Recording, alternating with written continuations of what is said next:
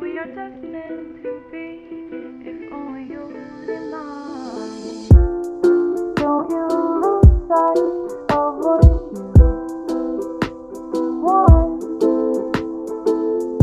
Care about the simple things in life that bring you joy and wave away of what you want. What's up, friends? I just recently participated in my first ever drag racing event, and I just wanted to share some of my races with you. So I want to start off by saying that racing at a drag strip is the most fun I've had in a really long time. I 1000% recommend it if you've never done it and you really want to push your car to its limits, no matter what your car is. My first race actually went surprisingly well. I was over here thinking, oh, I have a V6, I'm going to be at a major disadvantage, you know. Everybody's going to have these 10-second race cars, you know. But no, it's not like that. The drag strip it's open to anyone with a license and a car. Your car doesn't have to be some insane build. All that aside, I'm going to get into the first race here. So first up was a Monte Carlo.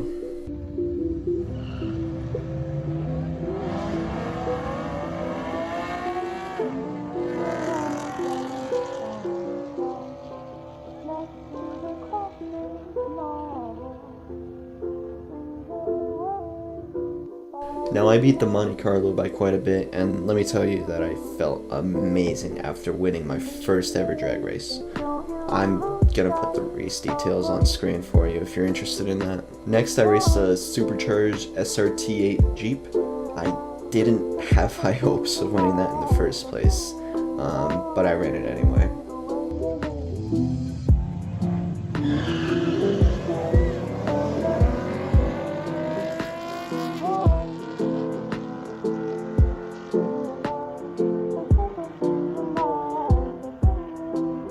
So yeah, that went pretty badly for me. I actually raced that same Jeep twice. Of course, both times had similar outcomes. And it's funny because both times I raced it, I did really badly on the launch, but it wouldn't have mattered. I would have gotten gapped no matter what. Now, sadly for this next race, I didn't get video of it, but it was against the Cadillac CTS-V. And I actually won, to my surprise. I really didn't think I would have it.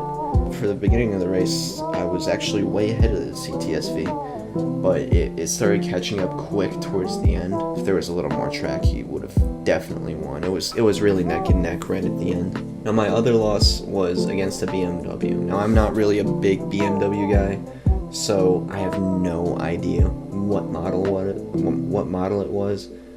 But yeah, here's the video.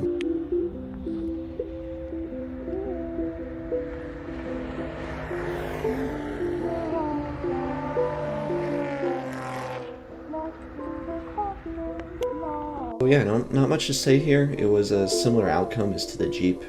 Basically had no chance. I would have lost these races even if I had a stock ZL1 Camaro from the same year. So there's no reason to be ashamed of those losses.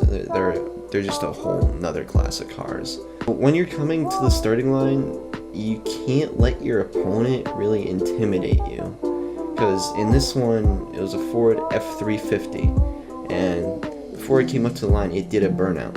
So I'm over here thinking, oh man, this guy must be packing some serious heat under the hood if he's doing a burnout like that.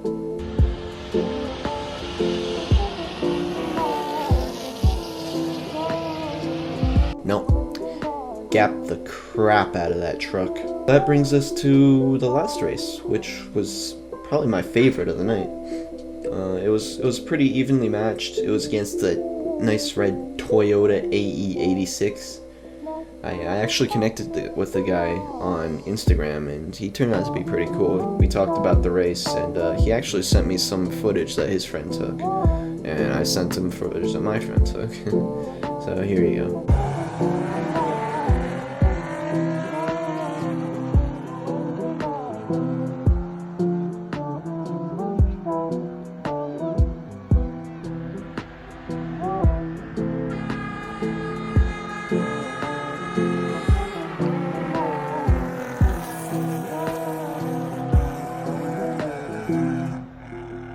I think for most of the race, I was pretty steadily ahead of him, but he really wasn't far behind at all. Probably at most like one, maybe two car lengths behind. And you can hear a train horn in the second video. That was me. Yes, I have a train horn in the Camaro. My friends told me I should lay on it during the race, so I was winning, so I figured, yeah, what the hell, I listened to him. So I started the night off with a good race and ended with a good race. I really couldn't ask for a better track day. I had a lot of fun. I think my fastest lap time was about 14.6 seconds. Not as quick as I would have liked, but that's more or less what I expected. In the future, when I race, I'm going to empty my trunk of all my tools, my sub, my spare tire, weight reduction, bro. I'm actually looking to buy something cheap, some kind of crappy car to daily drive instead of the Camaro. And instead of the Camaro as my daily driver, I could have it as just a weekend project car or something. So when that happens, I'll be taking out the rear bench seat for weight reduction, and I have a 93 octane tune, and so I'll be flashing that, hopefully to get better power and ultimately better times, more won races.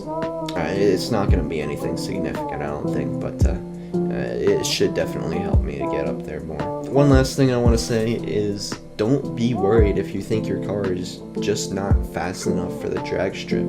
Nobody's going to make fun of you or anything like that.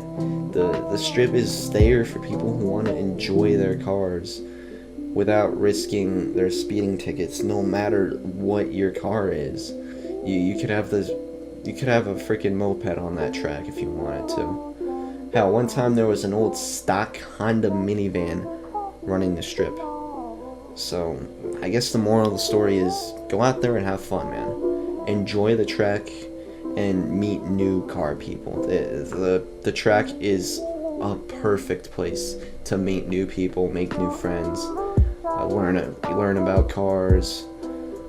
There's tons of crazy drag cars at the track, and people are willing to talk about it if you just ask about them. Going to the track is a really great thing. I think everyone who's into the car scene should look into going to a track, whether that be drag racing, a drift event, motocross, whatever. It's really a great thing to be a part of. With that all being said, good luck in your future races, and have fun. That's most important. Thank you for watching.